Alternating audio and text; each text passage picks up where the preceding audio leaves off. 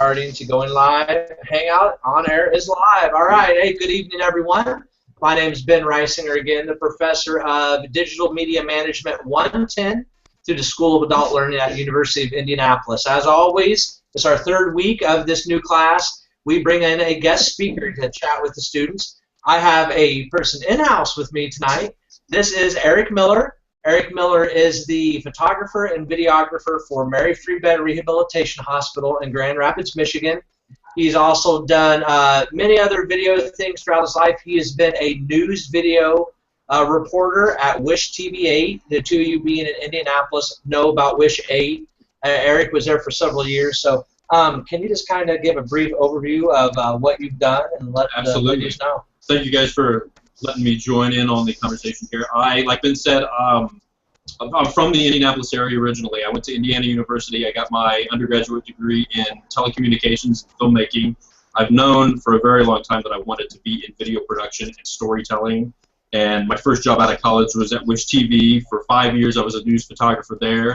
After Wish TV, where I kind of learned to put a story together in terms of it being quick and concise and to the point, and learning the right questions to ask and making the interview subject feel comfortable on camera. I kind of, when I had grown as much as I could in the news industry, I left to join the Kroger company in Indianapolis, and I was the public relations director and videographer for the Kroger company. It's based out of Indianapolis. Good food. Good food. Good grocery store. And when I got married, I moved to Seattle, and I stayed in my role with the Kroger company, but out in Seattle, it's called Quality Food Centers. There are 65 stores in the Puget Sound area, and I continued my role in video production and still photography for the company. I was also put in charge of like the perishable donation a system that was set up throughout the stores there, and continued to do PR work. So my wife's job actually brought us to Grand Rapids from Seattle, and it's where I'm currently in my role at Mary Free Bed Rehabilitation Hospital, and I work with Ben to shoot and produce all of the video stories that we tell about our patients. Mary Free Bed is a rehabilitation hospital, so we specialize in brain injury, amputee, stroke, pediatric programs, spinal cord injury. Yep. It's not an acute care hospital, but it's where you come to rehab from a car accident or cancer or any of the various things that happen to you. So it's a hospital. It's the hospital after the hospital. Right. You go and you have your surgery and you get taken care of at a hospital, and you come to us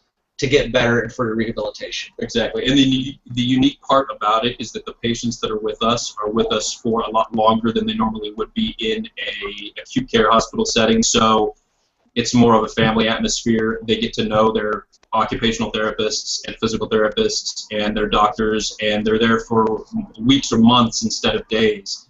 So by the time I talk to a patient, and it's because a therapist has come to me and said, this particular person would be a great opportunity. They want to tell their story first off. They would be willing for you to sit down and talk to them. That's where I do the majority of my work. And Ben is so amazing in the social media aspect of pushing things out and disseminating the information. So we work really well together. So how does that all relate to you guys? I think that you're taking this class because you're interested in all things social media and taking a more business approach to it.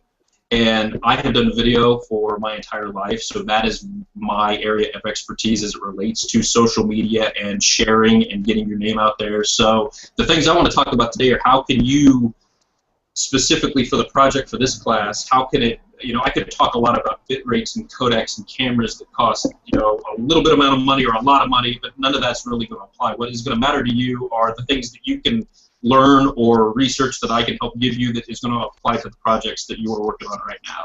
So I'll just say this before you get into it. So Nicole, who you see on the right, hi Nicole. Nicole is going to be shooting with a DSLR camera.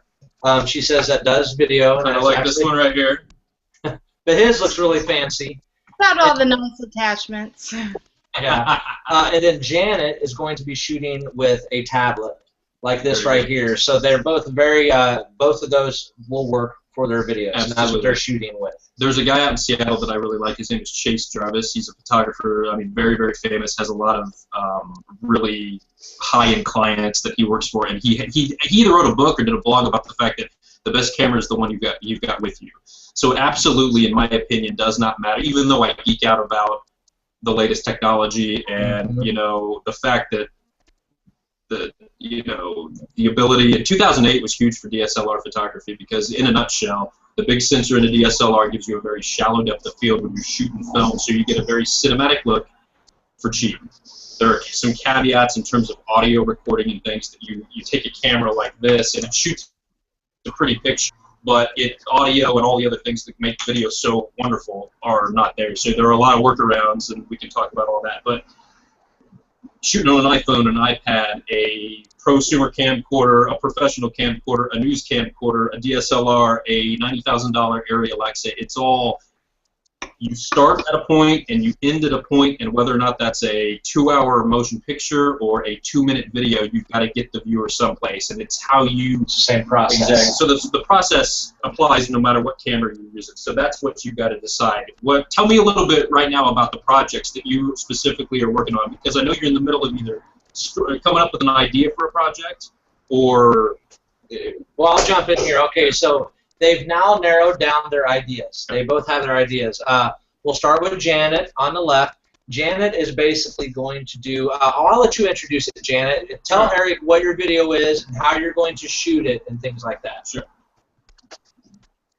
Well, I'm not sure how I'm going to shoot it, but it's going to be how the technology has changed for people that's over 40 and how they use it specifically now, but really kind of what our reading was about was to even know that we still have all this technology, it still comes down to personal relationships and how you come across.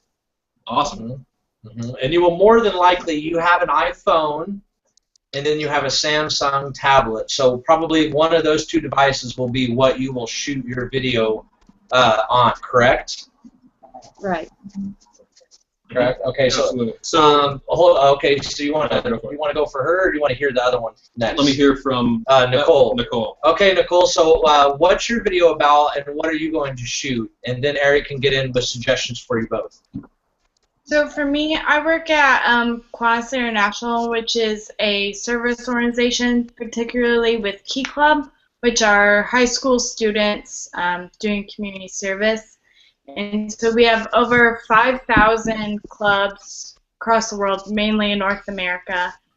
And a lot of them have their own social media accounts, but they aren't all doing it in the best way. So it's just kind of best practices for clubs, how to connect with their school and their community and all that.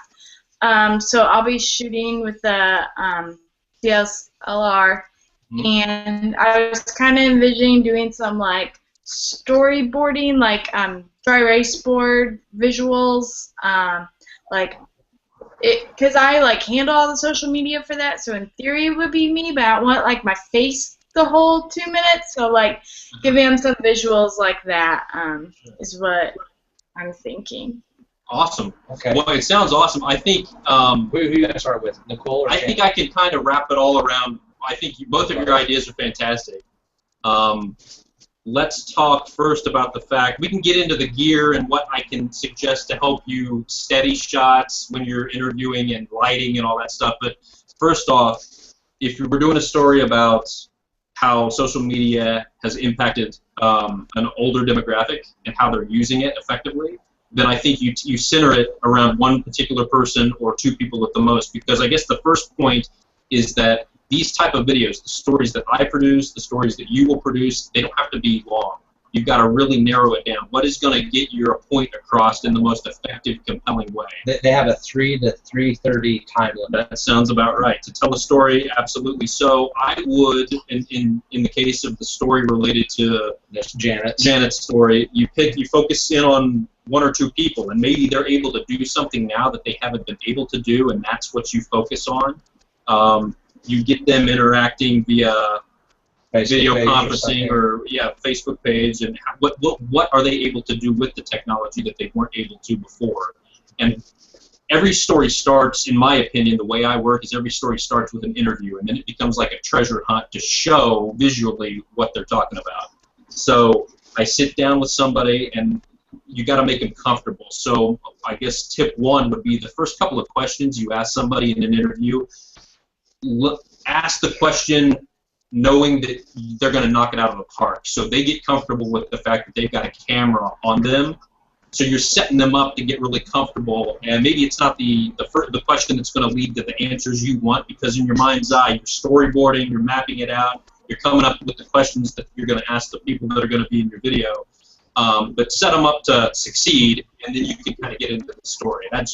It's worked for me time after time after time, and then you get amazing stuff. That's where the camera and the lights and everything falls away, and then it's just you talking to somebody. So that's tip 1, I guess. Tip 2 would be, we're shooting on a phone, we're shooting in a DSLR. Do you guys have tripods?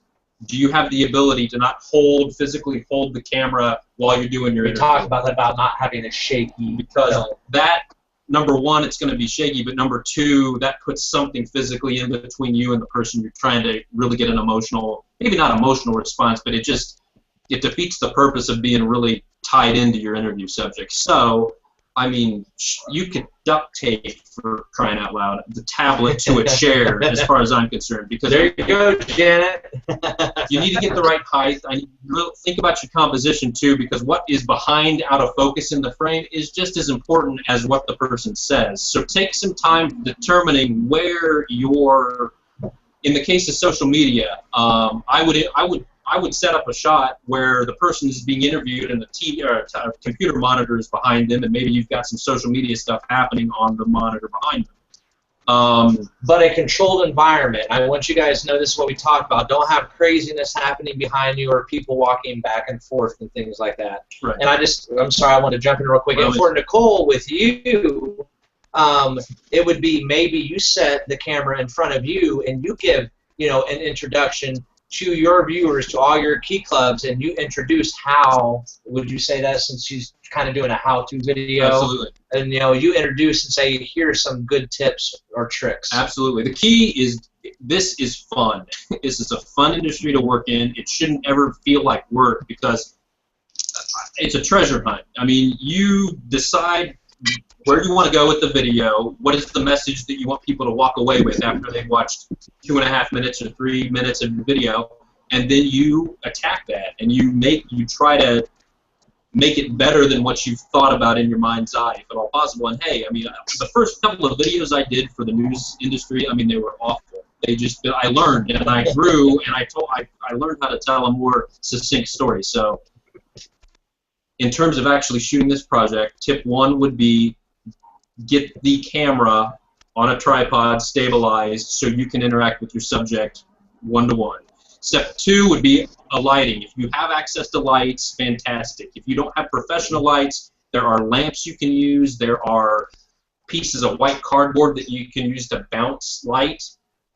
We used to use, when we first started Do It Indie, we were using the lights that guys use out in their garages. Those big old, and it was the absolute wrong type of light, but we were dark, and it was lighting us up. And before you came here, I actually turned off my front light to show them an example of how it would get so much darker without the front light, with just the backlight coming in. Absolutely. So lighting is important. I typically, when I shoot an interview, I typically do 2 or 3 lights. You've got a main key light, and then you shoot a light that kind of separates the subject from your subject from the background. Thus, this light. Let me turn this off. Right. Now, do you guys see how we don't look near as three-dimensional as we did, because this is the light that I have on next to us. And all this stuff is table lamps. This is not lights with umbrellas. I mean, this is There's my lamp. So let me turn this lamp back on. That way you can tell, again, you can see us better. The easiest thing to do would be to shoot it with natural light. That simplifies things. Never shoot into a window. Use the window to light your subject. Your front. Make sure your back is always to a window if it's inside. If it's outside. We talked about that too before you got in, because I said, you see that, it's almost like a dark, ominous figure. Right. And you just see a bunch of light behind them. Even if you don't have lights, you have control over when you shoot in the morning and the night. That's always going to, when the sun is low, it's going to give a nicer lighting effect than it being high noon and everything is dark. The top. Because the top. Mm-hmm. So number 1 is steady your interview so you can focus on the subject. and ask the questions you want to ask.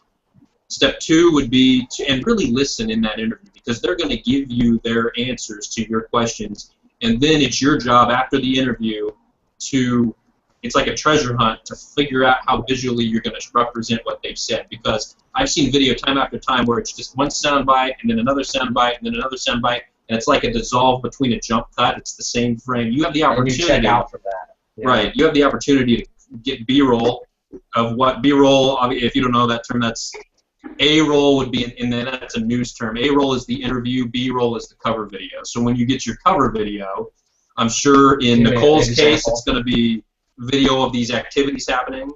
And I'm sorry, Nicole? Janet's case, yeah. Janet's case, it will be shots of this person typing, or it's you don't have to see the person you interview more than enough time to put a little title with their name. The most compelling stories or news stories, in my opinion, are the ones where you're seeing stuff happening. You're hearing the voice of the person you interviewed, but you're not really seeing them more than once. So, what else? So you went to lighting, then you went to the interview. Yep. So let's go into length. I'll tell you guys this, my opinion, and Eric I know agrees with me. Okay, so what's that? He actually helps. I was a little bit long in my videos. I would get all this great content, and before I even turn the camera on and hit record, I have an idea of where my story's going to go, and I understand the shots that I'm going to need. But when you get all this great content in our situation where we've got amazing patients, I'm sure Ben will share you a link with a woman who, because she got sepsis and they had to save her life, they had to give her a drug that the blood had to remain in her torso, so she lost all 4 of her limbs. And it's a story about her journey to learn how to use all 4 prosthetics and walk again. There's all this great content. I followed her for a month and a half, and Ben really was instrumental in helping me cut down what is the least amount of stuff that we need to say to tell her story. And by having more than one people watch, I guess that's a great tip, is edit your story, have a couple people watch it, and ask them, where can I cut? Where do you tune out of it? That's a big help. Well, what I was going to say is, don't just shoot 2 minutes or 3 minutes worth of footage. Mm-hmm. Having more footage, having extra footage is always better than not having enough. You don't want to be here in the last hour being like, doggone it, I only got enough for like 1 minute, and then you really don't get your point across. Right. Absolutely. And that was kind of what he was saying there. So audio is pretty important too. That's, I guess, not only the quality of the recorded sound of your interview subjects, but also incorporating music. And I can give you a couple. Now we're getting into the fact that you have to pay for these songs, but at the very least, check them out. Revostock.com it's more. I've used a lot of music from there, but it's not as professional as another site that I go to. But what about for their purposes? Revostock would do just fine. Revostock would do just fine, but you're looking at paying about, depending on how you get, there are 3 different tiers. You go through all these songs, you can highlight over different genres and songs, and you get the song will start to play. So they're organized by mood and feel and hip hop and jazz and whatever will motivate your country, song. rock, whatever, yeah. You name it. And again, this gets you away from what we were talking about earlier, copyright. Exactly. As I was telling them, you got to watch copyrighted music with YouTube. The whole point of the site is to you buy music and you can use it indefinitely in any. So you're looking at 20, 40, or 60 bucks depending on your use. So we're talking about 20 bucks per song, which isn't horrible in the grand scheme of things. The other site that I am in love with that is called The Music Bed, and they're a company out of. Just go to themusicbed.com, and it is a site. They are out of Dallas, I think. And it's a place where struggling musicians who are amazing but haven't broken into the scene yet can come together with filmmakers who need really amazing music for their films. And you sign up, and you're going to pay more money. You're looking at like 80, 90, 100 bucks per song, but it's amazing music. And I think you guys should go to that site and check out some of their video work, because in 2 or 3 minutes they have a guy named Christopher who does films on not only the artists who have their music on the site, but also the videographers and storytellers who are using the music. And it's just everything about the videos they produce are super cinematic in the way the camera moves and the way that they shoot and light and the way they've used the sound bites from the interview effectively. So I highly recommend that site to check out. Now, what about free music? I told them about the free music on YouTube because, especially for this class, do you know of any free music, websites they can go to get royalty-free stuff, and that way they won't get hit with the YouTube's, You're going to pay for anything royalty-free. I mean, that's just, you have to pay unless you just want to rip it and do it illegally, which I would not recommend. But then they're going to get the email back from YouTube saying this is a copyrighted, did you mean to use this copyrighted music? Do you know anybody who is in a band? I mean, do you ask friends of friends of friends, and maybe, I don't know, maybe you can find something that way. So the sky's the limit. I mean, ask people, talk to people who you know, see if, but you're looking at something like Revo Stock. There are a couple other ones that I'll have Ben send email links out to that you're not talking any more than $20 for a copyrighted free song that should work. But again, the free thing is to go on YouTube and have pick a music track that kind of works. But that doesn't give you a lot of ability to marry the music into your production. Which I guess now here's a question. You guys are going to shoot this on phones and on DSLRs. How are you going to edit your story together? Have you thought about it? Because that's kind of where the magic happens in terms of putting the story together. What are your intended ways to edit this together? Janet, you want to go first? I have no idea. Well, Janet's using a tablet, and she doesn't quite yet know what the software is on her Samsung tablet. I'm going to have to help her try to find an app or something like that. There's got to be, in the same way on the iPad, like... Trying to look for something while we were on a break, right.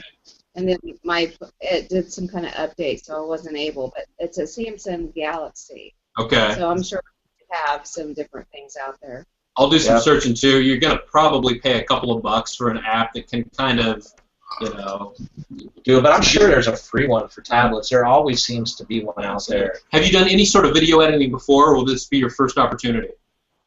This will be my first. Awesome. No, well, that's fantastic. I think that you're going to interview, but keep it simple then. I mean, you can tell an effective story, and it doesn't have to have special effects and craziness going on. You interview your subject, you get have them talk about how social media has impacted them, get some shots of them working on the computer, and use that app that you're going to download to figure out how to marry that together, or string a couple of sound bites together and cover it and put some music. I think that'll tell a really effective story. So. And do a title screen. Again, like I said, I do want you guys to try to do a few graphics and things like that. So, like you were saying, Janet, you could have your title screen, social media with users over the age of 40.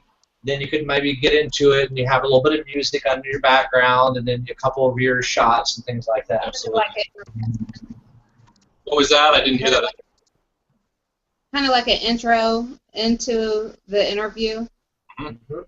Absolutely. Explain. We're here today to, it can come from you, or it can just be, again, like I said, a title slide. Social media with users over the age of 40. And then you get into it, and then you could be interviewing, and your person could have a soundbite or something like that. Absolutely. Or I was even thinking maybe if you ask the right questions, can the person you're interviewing or your subject introduce what the project is themselves? If you can string a couple of sound bites together that basically lays it down right there. See, I'm 65 years old, and I never knew I would ever be tweeting. Look at that. There's my tweet. And then you put a little sound effect of a tweet. I mean, that tells me this is a new thing for them, and yeah, exactly. A little Twitter tweet. Yeah. Natural sound is key. Oh, go ahead. My uncle is, and he took my tablet when we went to lunch, and he was like using it like he was getting around on it better than I was. So sounds like that could be the subject of your video. Yeah. I would have to go to Pennsylvania.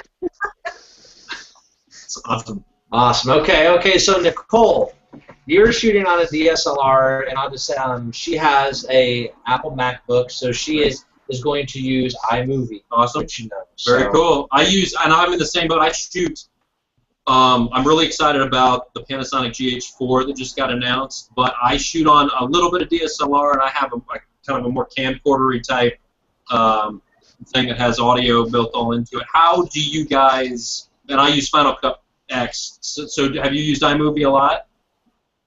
I've never actually used iMovie before. I've only made, I guess, one video Real Video before, and that I downloaded a trial of Final Cut. Sure. But it was just a stop motion video, which Cool. is, I guess, a little bit of what I'm going to do for this if I do the dry erase board. So, but there'll be a little bit of everything in it, I feel like. Fantastic. I think it's a very cool idea to do a stop motion on the dry erase board to explain. And then if you have the time to explain to me again, so you are running the social media for a group that's around the country, and this video hopefully will help teach them the best practices when they are in their roles doing the same type of work? Yeah, so like the purpose of my social media to them is to entertain and engage, but like for them, their purpose is to let the students within their schools let them know about socials and service opportunities. So just like explain to them like how they should really be using their social medias to help recruit new members and stuff like that. So off the top of my head, I think you could give information about, you know, how often should they be posting a day? What can that content include? Photos and graphic design brochures, and yeah, I think you could have a lot of fun. Maybe with what platforms to use. What platforms to use, and actually maybe get out and I don't know if you have the time between now and the time this video is due, that there would be an event where you could actually go and shoot some video and somehow incorporate that into, look, here's an event. Make sure you get out and you document the event so you can share it on social media later. I mean, there might be an opportunity for you to do that too and kind of break up the stop motion. But it sounds like, you know, you both have really, really cool ideas. So it'll be really cool to see how you craft them out. Audio for the interviews. Do you guys have the ability? Probably not so much with the tablet, but do you have, Nicole, the ability to put a microphone directly on the subject, or is it just coming from kind of the internal microphone on the DSLR? I don't have a mic or anything. I do have a handheld recorder though. Beautiful. Device. So what I'm thinking maybe if it is just more the whiteboard type thing, like I wouldn't like they do separate things, like recording the sound afterwards so that way I know the pace the video ends up going like when it gets condensed. That is a very smart use of the tools you have in front of you, because yeah, you've worked around the pitfall of maybe not getting great audio while you record. So exactly, just record. You record after the fact, or if you have to do an interview, record the audio separately from the video and put them together in post. So now the trick though is syncing those and matching those up. That's why people use those clappers you see in the movies or something like that. Or you might want to, you know, count down 3, 2, 1, start, and stuff like that. But then more in Janet's case, with the tablet, she would want to get better audio, just a much more controlled environment, right? Sure. Just maybe like us in a room, her and her subject, correct? Absolutely. I wouldn't do it where there's a lot of traffic going by. I would bring it into a room. Maybe this person has an office, or you could bring them into your office and do everything in a controlled environment where it's not going to be super loud. So, yeah, I mean, just awesome. Just absolutely awesome. So let me ask you this: can you give them? You've really kind of gone over from the beginning to the end to the editing part. But what would be if you had 3 best practice tips to them? Just general web video tips. What would those 3 general tips be, please? Prepare for your interviews by practicing beforehand. If you never want to walk into a situation where you're going to be interviewing somebody where they're already maybe a little bit on edge because they're not used to having lights and cameras and somebody saying action, or or asking them questions on camera. So make sure that on your end of things you understand how your camera works, you understand where the record button is on your tablets, and you've kind of come up with an idea beforehand of how you're going to set the interview up. You've gone to the location and kind of scouted it out so you are completely comfortable. And then all of your technical switches and settings, that falls away, and it's just you talking with the person. So you're super comfortable to put them at ease. I guess going along with that would be know the questions you want to ask them, and ask maybe don't pigeonhole yourself into saying, okay, I'm going to ask this question, and then they're going to give me an answer, and then I'm going to ask this question. Maybe one of their answers leads you on a new direction that completely changes the way your video is actually going to come across. So, or you think of a new question to ask with it. So have 4 or 5 questions that are that you got in your pocket. There's no problem. Write them down, refer to them, but make sure that you're listening and not just waiting for your turn to ask the next question, because it's been my experience that the magic happens when I didn't even know we were going to go down this path, but we did, because that's where the interview subject led me. So always be listening and thinking about the next question you're going to ask. Everything we talked about in terms of lighting, to make something more than just a video that anybody could have hit the record button on and just waved the camera around. Think about the best location to do your story. What is going to tell your story effectively? It's probably not going to be a boring white wall behind you, but maybe this 60, 70-year-old person likes to go have coffee at their favorite coffee shop, and maybe you've asked the coffee shop, can I come and shoot a little story? I'm sure more than likely, everybody, absolutely, everybody, when you explain your situation, people say yes way more than they say no. So maybe a cool environment would be awesome to tell this particular story. So have your gear as much as you can know before you go into a situation, how it's going to set up, so that you don't have to worry about tinkering while you're shooting. Scout out your location, know the questions that you're going to ask, and then have fun editing. I mean, like I said, this is the coolest industry to work in, because you find out. I never really thought I would ever work for a rehabilitation hospital. I knew I'd like to tell stories. I knew I loved the technology and working with cameras and imaging and getting the best quality of things going. But for me, I enjoy my job so much because I feel like the stories that we can tell about the people who have had amazing, bad things happen to them, but they've come out of it, that inspires other people to, maybe they don't come to us when they need us, because that's not the point. It's sending out inspirational stuff so people will better themselves or understand that there is life after bad things that happen. So it's the message and it's the inspiration in any video that is the most important thing. So it's just a journey to find that and to work on it and to hone your craft. So be prepared, go in with a plan, and have fun would be my main points. What about Nicole? Now, you focused on the interview, but like Nicole might be shooting herself, talking to give an introduction to this. Would you suggest that she have a script? Would you suggest that she just maybe have bullet points? What do you think with something like that? Do it a couple of times and see what works best for you. If you have access to an easel and you can refer to something right beside the camera, you'll have to play around with framing. You might have to drop. If you have a tripod, great. You can kind of set the height. But if you don't, you can put it on a stool or a table, get the height right, and then put kind of a board beside you. Poster board, maybe just like a poster board. Keep yourself on track. And if you shoot it and look at it in post-production and you don't like the way it looks, then change it around, do it again.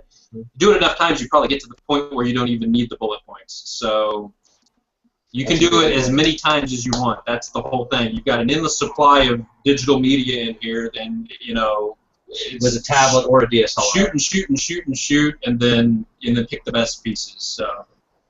Awesome. Absolutely, that would be my 2 cents. We can talk about gear and sensors, since I don't know how much time we have left, but just for beginning uses, can you give them kind of the layman's as this is kind of what you use or what you would use or what you recommend? Absolutely. Okay, so I got him. He has to think.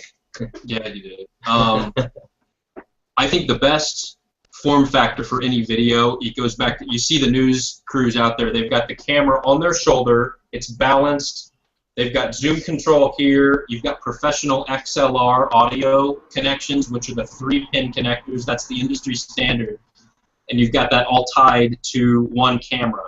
That's what I used in the news industry. Those are pretty expensive cameras, so when I transitioned into... oh no. Nicole just left us, and she sent me her internet just went. Oh no. Sorry, Nicole, we'll miss you, but we're still here with you, Janet. So that big camera on the shoulder is, that is the way it is. It's very comfortable. You can do a lot of handheld stuff and not get tired. But the lenses and the cameras on those type of cameras can are in the thousands of dollars. So when I kind of went into the more public sector, I had to be really cost effective with the gear that the company would buy me.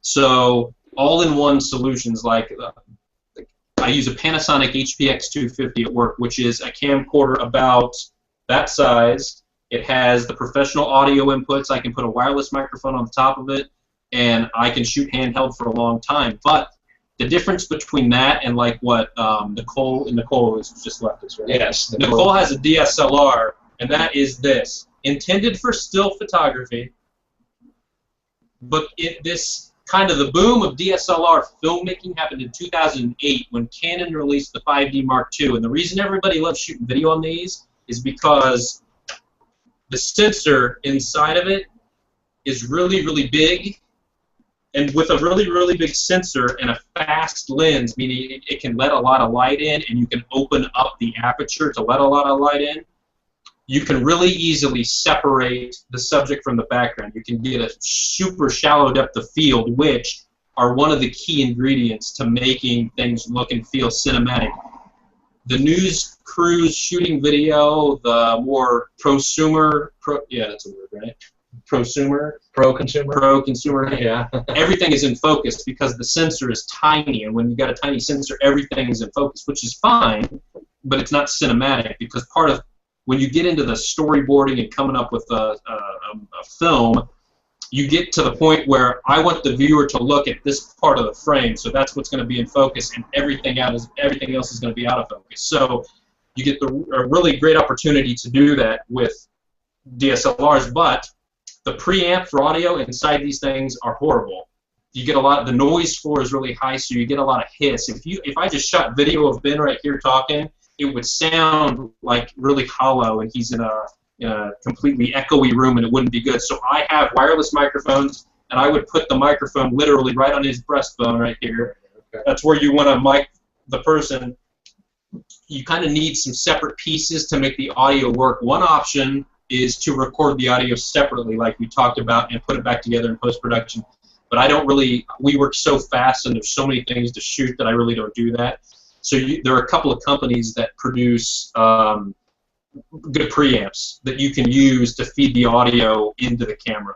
So that's what we will be looking into, because I really like the look. Like, this is a Canon 7D. It's a 5-year-old camera. They're going to release Photokina is a big photography show that happens every year, and it's happening like next week or the week after in Cologne, Germany. And they're going to announce the successor to this camera there, but anyway, I use this as my favorite tool for this camera.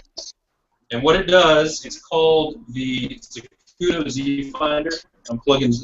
Zacuto is a company out of Chicago that makes a whole bunch of really cool gear that turns this into more of a video camera. So Stills camera. They have all sorts of crazy rigs where you get this, like, you can get this camera up on your shoulder, and you can buy this mounting piece that then has an eye cup that comes over here and a cage that wraps around the camera, and then you've got little handles that you can put on the cage that are connected via rods that come under the lens, so you can have iris control. It's basically turning this tiny little camera into something like I talked about the news crews use and getting the camera up on your shoulder. That's completely personalized. You can personalize that. But those are, I mean, we're talking thousands of dollars for the support gear, which is crazy. But I got this pretty cheap. This is called a Z Finder, and what it does, when I'm shooting video on this and I'm worried about that shallow depth of field, it is really hard to get things in focus, especially when they're moving.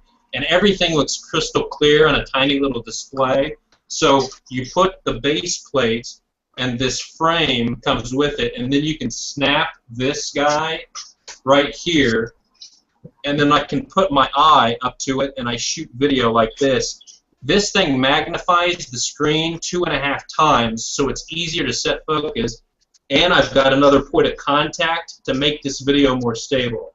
So I can really be stable and shoot the video with that. So that is a pretty good solution to do handheld, and you can buy other things to make it more easy. But cool. We shoot a lot of events with this. We have a wheelchair and adaptive sports department, and Ben and I are always out shooting, you know, wheelchair basketball, wheelchair tennis, quad rugby. There's a sports camp that happens every year that we go to for a week. Adaptive water skiing. Adaptive water skiing, adaptive scuba diving, adaptive, just anything, any sport, we have a way to do it for somebody who Has a disability. has a disability. So we're out at those events constantly, sharing them on social media, shooting videos. It doesn't have to be, I don't have to spend a day producing a really great video on it. It can just be a little bit of B-roll of the kids having fun, and that's completely legit for social media posting. So in those situations, boom, that's what I got. In my interview situations, I use that bigger camera that has the audio inputs, professional audio inputs right into it, because I light it and I sit down and I'm in a controlled situation, and that's much easier. And that what you're used to looking like a big professional video. Yeah, it's a little bit bigger. It's much bigger than this, but it's not as big as the news cameras. So that's kind of the gear I use. I'm really, really excited about the camera that just got released a couple of months ago. It's called the Panasonic GH4. It is the mirrorless camera, where this is a DSLR. And I won't go into all the differences between the two, but the mirrorless cameras can be smaller and lighter, but it still kind of resembles this form factor. It shoots great pictures. It does time-lapse internally, and it shoots video. It's got a little flip-out screen. It's got a lot of video-centric features, like little colored hash marks are on the display when something's in focus. You've got audio that you can monitor in the camera, and it shoots 4K, which is internally 4K. And what 4K is it's high definition is 1920 pixels by 1080 pixels. This is I'm going to get it wrong. There's like 4,000 pixels by 2,160 pixels. So you're getting double the resolution. So the reason you need a 4K TV to be able to see that resolution, but the way it would work for us is that we always deliver in 1080p to YouTube and to our, when we're delivering on Blu-ray or whatnot. And when you hear 1080p, Janet, that's what people call high definition. But if you shoot in 4K and deliver in 1080p, I could shoot an interview and I can zoom in on it and pan around on it and not lose any quality, because I've shot at a really high resolution. So cropping doesn't degrade the quality of the footage. So I could effectively, in an interview setting, if I'm shooting in 4K, I could shoot Ben a lot wider than I normally would, showing a lot more of the background.